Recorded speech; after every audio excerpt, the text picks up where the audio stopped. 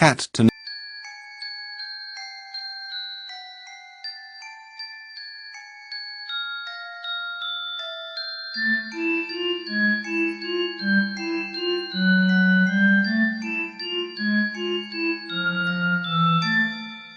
Carol Oneir's 100th Dream.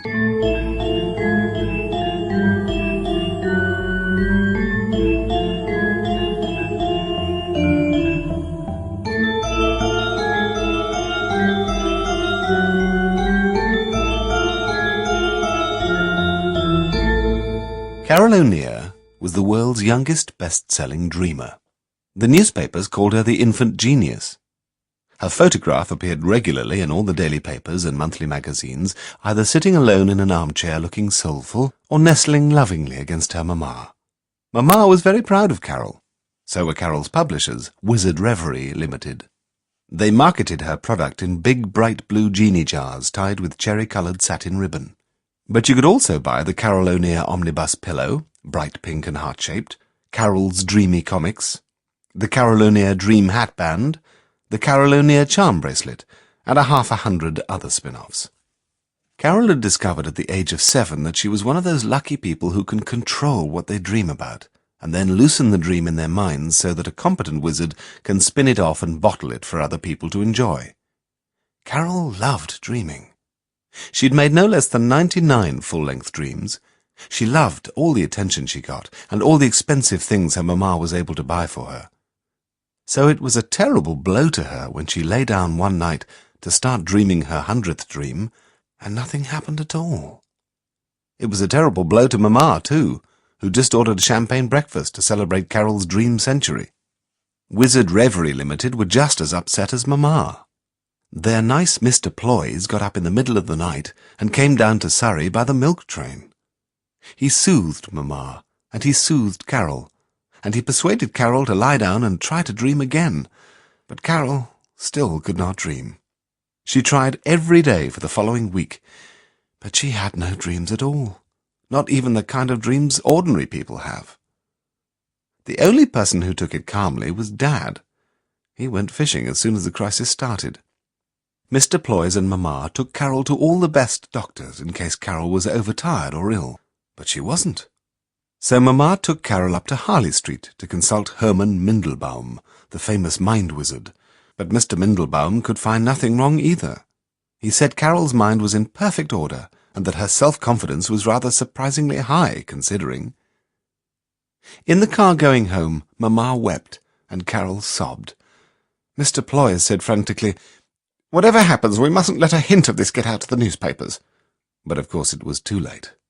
Next day the papers all had headlines saying, "Carol Oneir sees mind specialist," and "Is Carol all dreamed out?"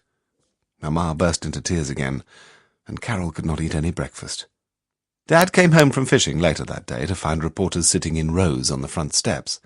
He prodded his way politely through them with his fishing rod, saying, "There's nothing to get excited about. My daughter is just very tired, and we're taking her to Switzerland for a rest." When he finally got indoors, he said, "We're in luck. I've managed to arrange for Carol to see an expert." "Don't be silly, dear. We saw Mr. Mindelbaum yesterday," mamma sobbed.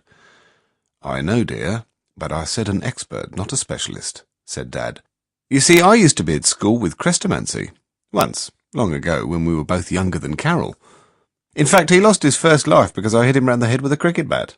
Now, of course, being a 9-lifed enchanter is a great deal more important than Carol is, and I had a lot of trouble getting hold of him. I was afraid he wouldn't want to remember me. But he did. He said he'd see Carol. The snag is he's on holiday in the south of France, and he doesn't want the resort filling with newspaper men. "I'll see to all that," Mr. Ploys cried joyfully. "Chrestomanci, Mr. Oneir, I'm awed. I'm struck dumb." 2 days later, Carol and her parents and Mr. Ploys boarded first-class sleepers in Calais on the Swiss Orient Express. The reporters boarded it too, in second-class sleepers and third-class seats, and they were joined by French and German reporters standing in the corridors. The crowded train rattled away through France until, in the middle of the night, it came to Strasbourg, where a lot of shunting always went on. Carol's sleeper, with Carol and her parents asleep in it, was shunted off and hitched to the back of the Riviera Golden Arrow, and the Swiss Orient went on to Zurich without her. Mr. Ploys went to Switzerland with it. He told Carol that, although he was really a dream wizard, he had skill enough to keep the reporters thinking Carol was still on the train. "If Chrestomanci wants to be private," he said, "it could cost me my job if I let one of these near him." By the time the reporters discovered the deception, Carol and her parents had arrived in the seaside resort of Teigne on the French Riviera. There, Dad, not without one or two wistful looks at the casino, unpacked his rods and went fishing. Mamma and Carol took a horse-drawn cab up the hill to the private villa where Chrestomanci was staying. They dressed in their best for the appointment. Neither of them had met anyone before who was more important than Carol. Carol wore ruched blue satin, the same colour as her genie bottles, with no less than 3 hand-embroidered lace petticoats underneath it.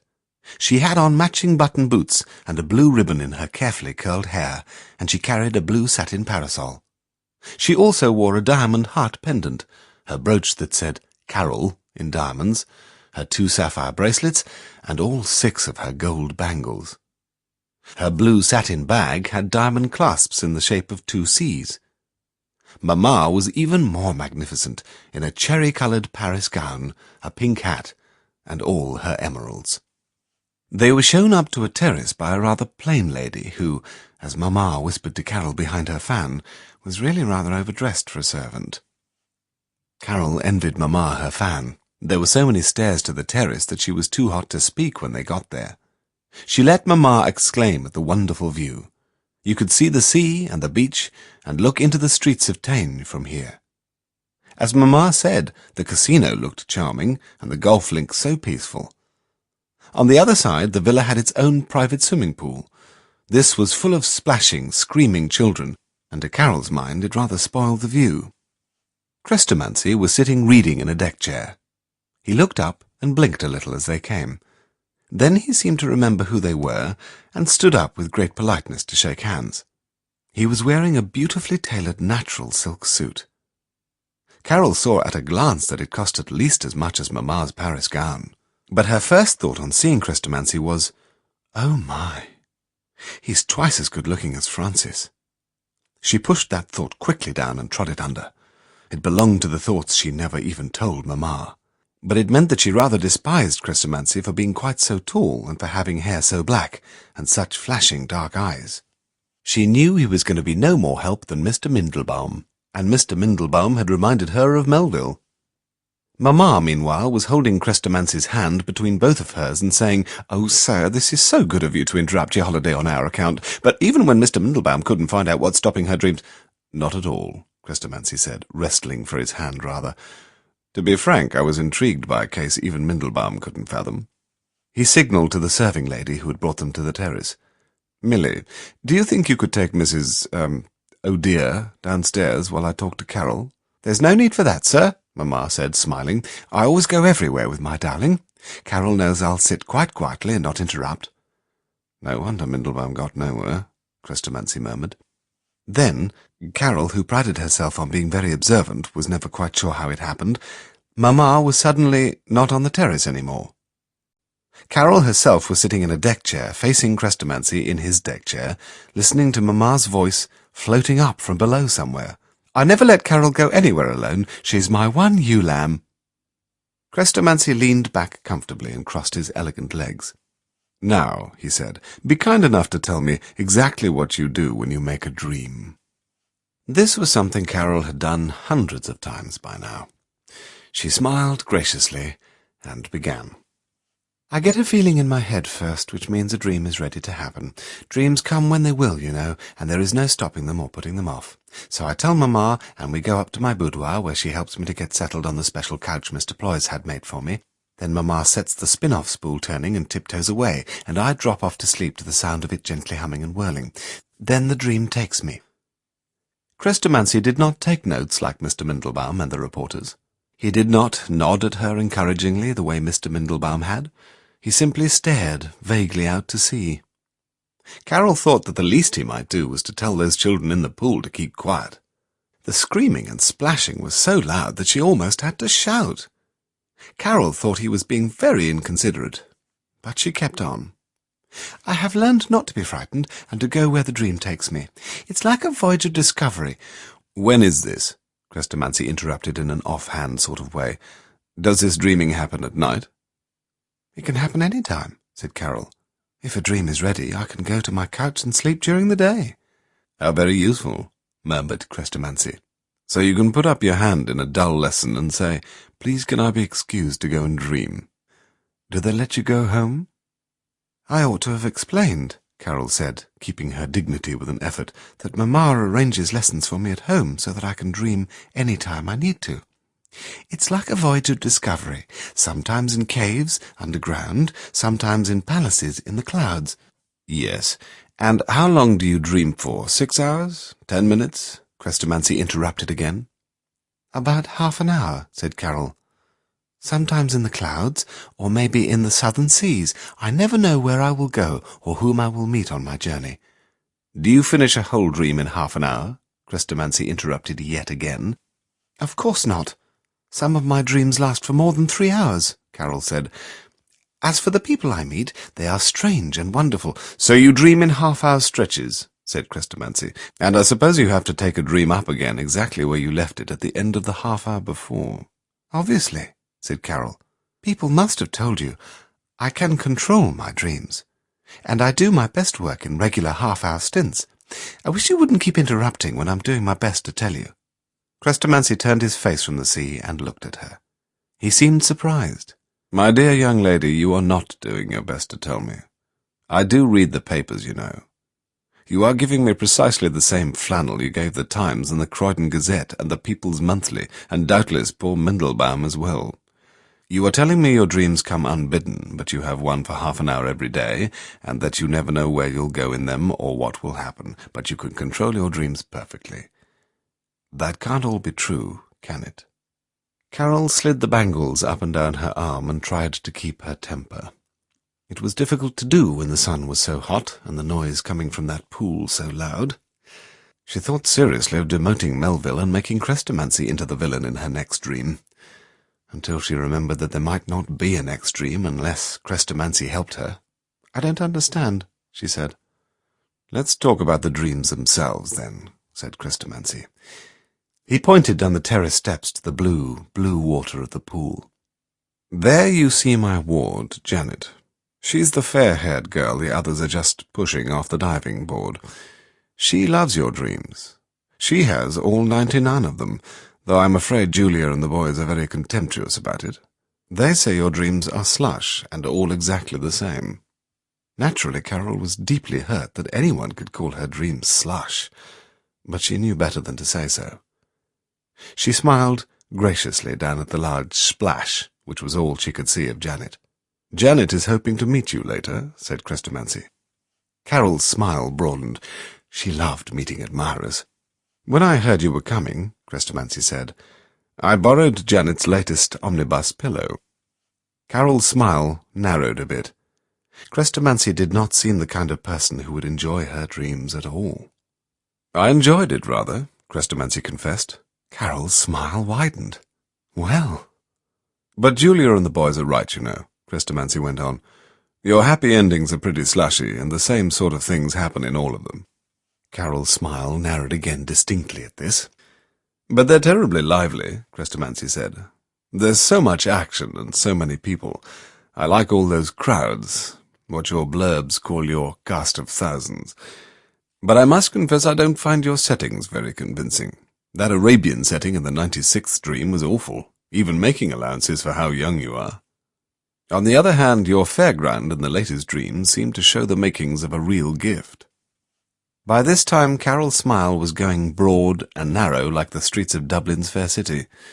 She was almost caught off guard when Chrestomanci said, "And though you never appear in your dreams yourself, a number of characters do come in over and over again. In various disguises, of course. I make it about 5 or 6 main actors in all." This was getting far too close to the things Carol never told even Mamma. Luckily, some reporters had made the same observation. "This is the way dreams are," she said, "and I am only the seeing eye." "As you told the Manchester Guardian," Chrestomanci agreed, "if that's what they meant by the Usong Oyo. I see that must have been a misprint now." He was looking very vague, to Carol's relief, and did not seem to notice her dismay. "Now," he said, "I suggest the time has come for you to go to sleep, and let me see what happened to send your 100th dream so wrong that you refused to record it." "But nothing went wrong," Carol protested. "I just didn't dream." "So you say," said Chrestomanci.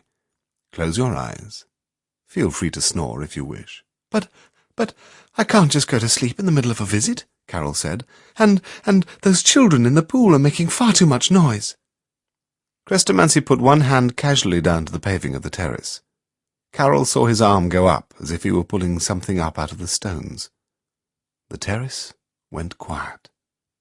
She could see the children splashing below and their mouths opening and shutting, but not a sound came to her ears.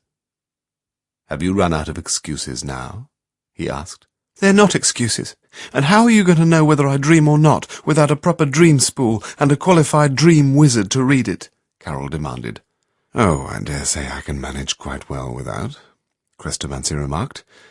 Though he said it in a mild, sleepy sort of way, Carol suddenly remembered that he was a 9-lifed enchanter, and more important than she was. She supposed he thought he was powerful enough on his own. Well, let him. She would humour him. Carol arranged her blue parasol to keep some of the sun off her, and settled back in her deck chair, knowing nothing was going to happen. And she was at the fairground, where her 99th dream had left off. In front of her was a wide space of muddy grass, covered with bits of paper and other rubbish.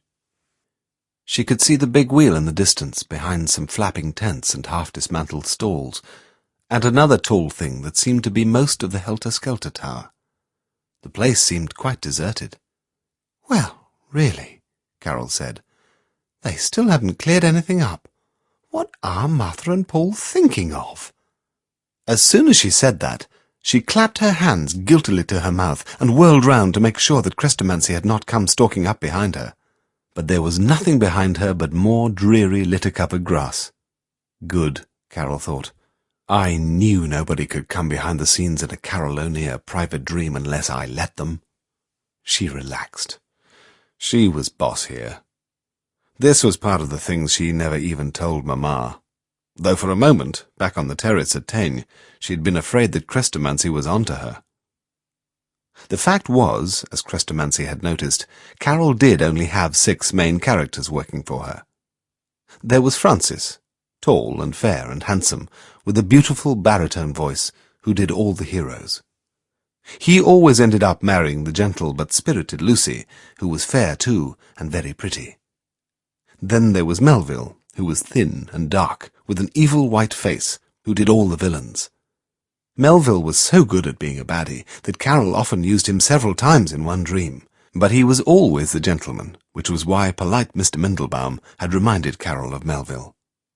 The other 3 were Bimbo, who was oldish, and who did all the wise old men, pathetic cripples, and weak tyrants, Martha, who was the older woman and did the aunts, mothers, and wicked queens, either straight wicked or with hearts of gold, and Paul, who was small and boyish-looking. Paul's speciality was the faithful boy assistant, though he did second baddie too, and tended to get killed quite often in both kinds of parts. Paul and Martha, since they never had very big parts, were supposed to see that the cast of thousands cleared everything up between dreams, except that they hadn't this time. "Paul!" Carol shouted. "Martha! Where's my cast of thousands?" Nothing happened. Her voice just went rolling away into emptiness. "Very well," Carol called out. "I shall come and find you, and you won't like it when I do." She set off, picking her way disgustedly through the rubbish toward those flapping tents. It really was too bad of them, she thought, to let her down like this, when she'd gone to all the trouble of making them up, and giving them 100 disguises, and had made them as famous as she was herself, in a way. As Carol thought this, her bare foot came down in a melted ice cream. She jumped back with a shudder, and found she was, for some reason, wearing a bathing suit, like the children in Chrestomanci's pool. "Oh, really?" she said crossly. She remembered now that her other attempt at a 100th dream had gone like this too, up to the point where she'd scrapped it. Anyone would think this was the kind of dream ordinary people had. It wouldn't even make a decent hatband dream. This time, with a sternly controlled effort, she made herself wear her blue-button boots and the blue dress with all its petticoats underneath. It was hotter like that, but it showed that she was in charge, and she marched on until she came to the flapping tents. Here it nearly came like a common dream again. Carol walked up and down among empty tents and collapsed stalls, under the great framework of the big wheel, and repeatedly past the topless helter-skelter tower, past roundabout after empty roundabout, without seeing a soul.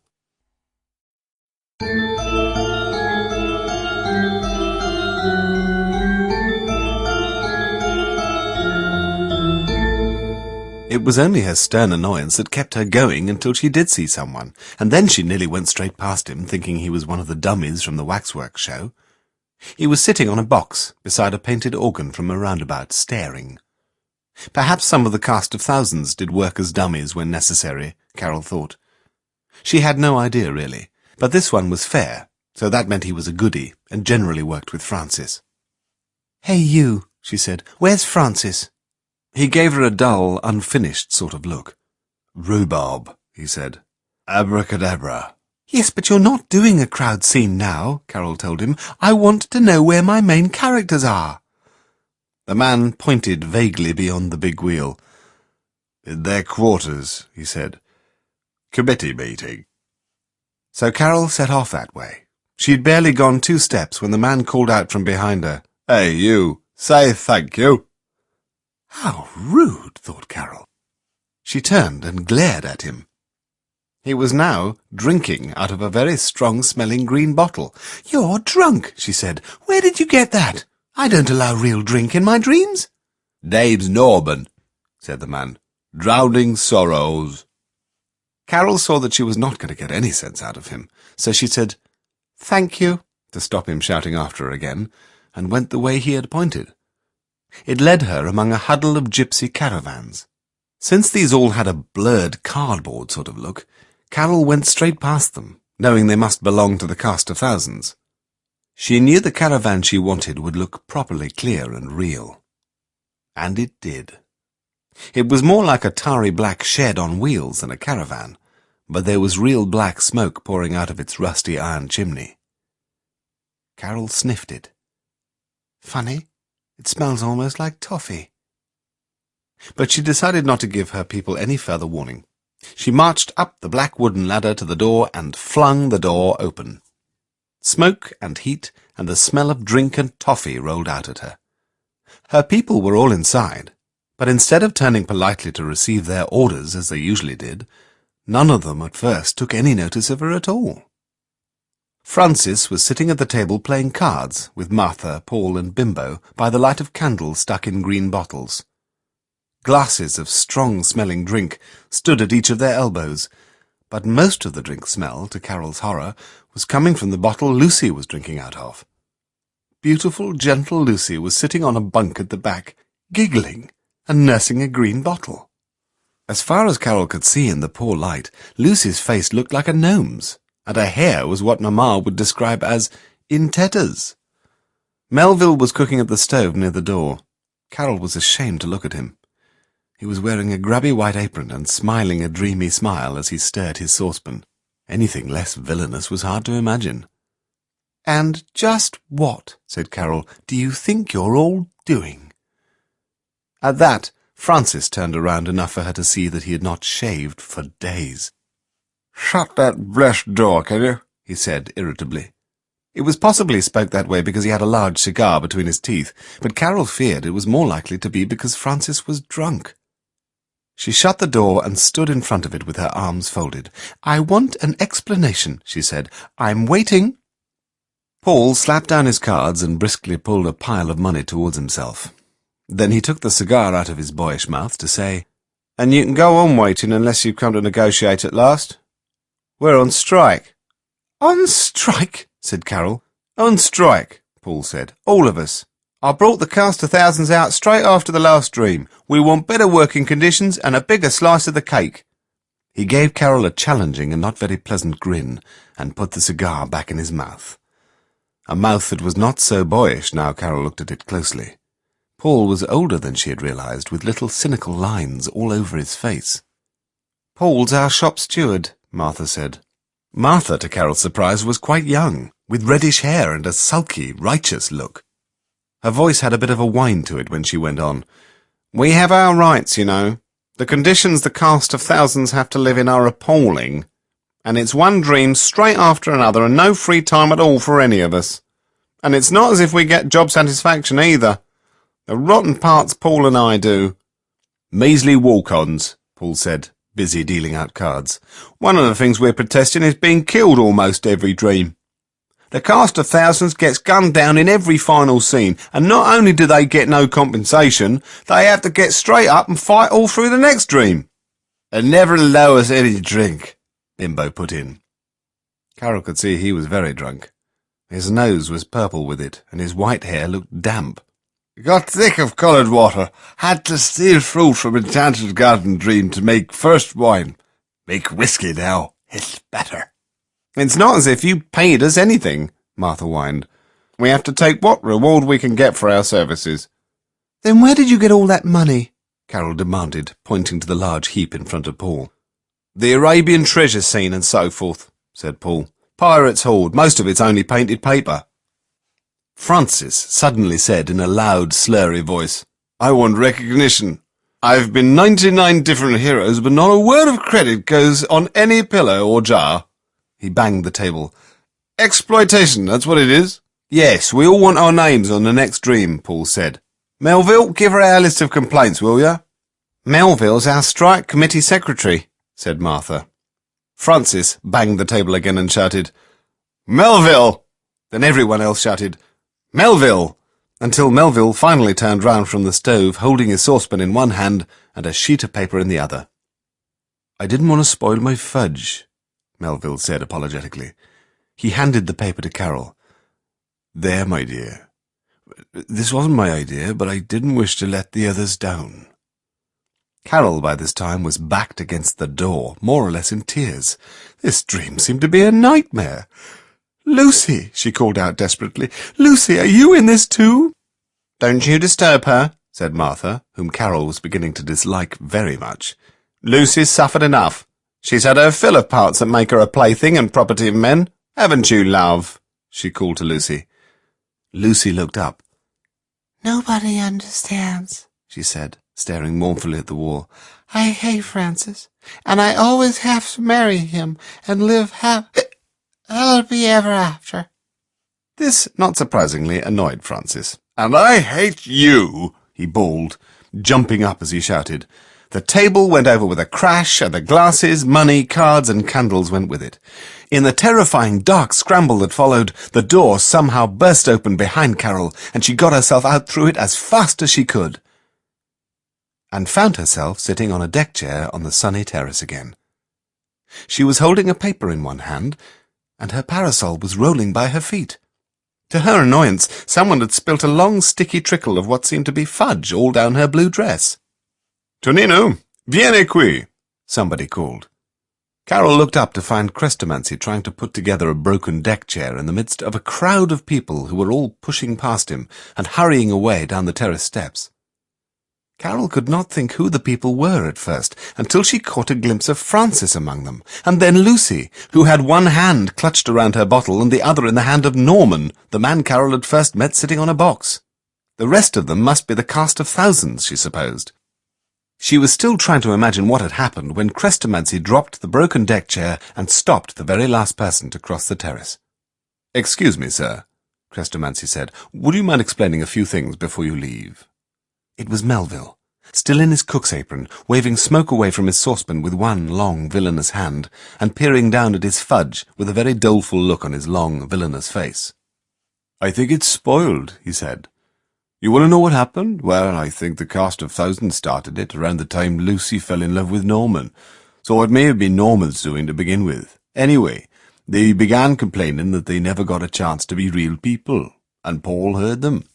Paul's very ambitious, you know, and he knew, as we all did, that Francis isn't really cut out to be a hero." "No, indeed, he has a weak chin," Chrestomanci agreed. Carol gasped, and was just about to make a protest, which would have been a rather tearful one at that moment, when she recalled that Francis's bristly chin had indeed looked rather small and wobbly under that cigar. "Oh, you shouldn't judge by chins," said Melville. "Look at mine. And I'm no more a villain than Francis is a hero. But Francis has his petulant side, and Paul played on that, with the help of Bimbo and his whiskey. And Lucy was with Paul anyway, because she hated being forced to wear frilly dresses and simper at Francis. She and Norman want to take up farming. And Martha, who's a very frivolous girl to my mind, came in with them because she cannot abide having to clear up the scenery at such short notice. So then they all came to me." "And you held out?" asked Chrestomanci. "All through the cripple of Monte Cristo, and the Arabian Night," Melville admitted, ambling across the terrace to park his saucepan on the balustrade. "I am fond of Carol, you see, and I'm quite ready to be 3 villains at once for her, if that's what she wants. But when she started on the fairground dreams, straight after the Tyrant of London Town, I had to admit that we were all being thoroughly overworked. None of us got any time to be ourselves. Dear me," he added, "I think the cast of thousands is preparing to paint the town red." Chrestomanci came and leaned on the balustrade to see. "I fear so," he said. "What do you think makes Carol work you all so hard? Ambition?" There was now such a noise coming from the town that Carol could not resist getting up to look too. Large numbers of the cast of thousands had made straight for the beach. They were joyously racing into the water, pulling little wheeled bathing huts after them, or simply casting their clothes away and plunging in. This was causing quite an outcry from the regular holidaymakers. More outcries came from the main square below the casino, where the cast of thousands had flooded into all the elegant cafes, shouting for ice cream, wine, and frogs' legs. "It looks rather fun," said Melville. "No, not ambition exactly, sir. Say rather that Carol was caught up in success, and her mamma was caught up with her. It's not easy to stop something when one's mamma expects one to go on and on." A horse-drawn cab was now galloping along the main street, pursued by shouting, scrambling, excited people. Pursuing these was a little posse of gendarmes. This seemed to be because the white-bearded person in the cab was throwing handfuls of jewels in all directions in the most abandoned way. Arabian jewels and pirates' treasure, mostly, Carol thought. She wondered if they would turn out to be glass. Or real jewels. "Poor Bimbo," said Melville. "He sees himself as a sort of kingly Santa Claus these days. He's played those parts too often. I think he should retire." "And what a pity your mamma told your cab to wait," Chrestomanci said to Carol. "Isn't that Francis, Martha and Paul there, just going into the casino?" They were, too. Carol saw them waltzing arm in arm up the marble steps, 3 people obviously going on a spree. "Paul," said Melville, "tells me he has a system to break the bank." "A fairly common delusion," said Chrestomanci. "But he can't," said Carol. "He hasn't got any real money." She chanced to look down as she spoke. Her diamond pendant was gone. So was her diamond brooch. Her sapphire bangles and every one of her gold ones were missing. Even the clasps of her handbag had been torn off. "They robbed me!" she cried out. "That would be Martha," Melville said sadly. "Remember, she picked pockets in the Tyrant of London Town." "It sounds as if you owed them quite a sum in wages," Chrestomanci said. "But what shall I do?" Carol wailed. "How am I going to get everyone back?" Melville looked worried for her. It came out as a villainous grimace, but Carol understood perfectly. Melville was sweet. Chrestomanci just looked surprised and a little bored. "You mean you want all these people back?" he said. Carol opened her mouth to say yes, of course she did. But she did not say it. They were having such fun. Bimbo was having the time of his life galloping through the streets throwing jewels. The people in the sea were a happy, splashing mass, and waiters were hurrying about down in the square, taking orders and slapping down plates and glasses in front of the cast of thousands in the cafes. Carol just hoped they were using real money. If she turned her head, she could see that some of the cast of thousands had now got as far as the golf course, where most of them seemed to be under the impression that golf was a team game that you played rather like hockey. "While Carol makes up her mind," said Chrestomanci, "what, Melville, is your personal opinion of her dreams, as one who has an inside view?" Melville pulled his moustache unhappily. "I was afraid you were going to ask me that," he said. She has tremendous talent, of course, or she couldn't do it at all, but I do sometimes feel that she repeats herself. Put it like this, I think maybe Carol doesn't give herself a chance to be herself, any more than she gives us. Melville, Carol realized, was the only one of her people she really liked. She was heartily sick of all the others. Though she had not admitted it, they had bored her for years. But she had never had time to think of anyone more interesting, because she'd always been so busy getting on with the next dream. Suppose she gave them all the sack? But wouldn't that hurt Melville's feelings? "Melville," she said anxiously, "do you enjoy being villains?" "My dear," said Melville, "it's up to you entirely. But I confess that sometimes I would like to try being someone, well, not black-hearted. Say grey-hearted, and a little more complicated." This was difficult. "If I did that," Carol said, thinking about it, "I'd have to stop dreaming for a while and spend a time, maybe a long time, sort of getting a new outlook on people. Would you mind waiting? It might take over a year." "Not at all," said Melville. "Just call me when you need me." And he bent over and kissed Carol's hand in his best and most villainous manner. And Carol was once again sitting up in her deck chair. This time, however, she was rubbing her eyes, and the terrace was empty, except for Chrestomanci, holding a broken deck chair and talking in what seemed to be Italian to a skinny little boy. The boy seemed to have come up from the bathing pool. He was wearing bathing trunks and dripping water all over the paving. "Oh," said Carol, "so it was only a dream, really." She noticed she must have dropped her parasol while she was asleep, and reached to pick it up. Someone seemed to have trodden on it, and there was a long trickle of fudge on her dress. Then, of course, she looked for her brooch, her pendant, and her bangles. They were gone. Someone had torn her dress, pulling the brooch off. Her eyes leapt to the balustrade, and found a small burnt saucepan standing on it. At that, Carol jumped and ran to the balustrade, hoping to see Melville on his way down the stairs from the terrace. The stairs were empty. But she was in time to see Bimbo's cab, surrounded by gendarmes, and stopped at the end of the parade. Bimbo did not seem to be in it. It looked as if he had worked the disappearing act she had invented for him in The Cripple of Monte Cristo. Down on the beach, crowds of the cast of thousands were coming out of the sea and lying down to sunbathe, or politely borrowing beach balls from the other holidaymakers. She could hardly tell them from the regular tourists, in fact. Out on the golf links, the cast of thousands there was being sorted out by a man in a red blazer, and lined up to practice tee shots. Carol looked at the casino then, but there was no sign of Paul or Martha or Francis. Around the square, however, there was singing coming from the crowded cafes, steady, swelling singing, for of course there were several massed choirs among the cast of thousands. Carol turned and looked accusingly at Chrestomanci. Chrestomanci broke off his Italian conversation in order to bring the small boy over by one wet, skinny shoulder. "Tonino here," he said, "is a rather unusual magician.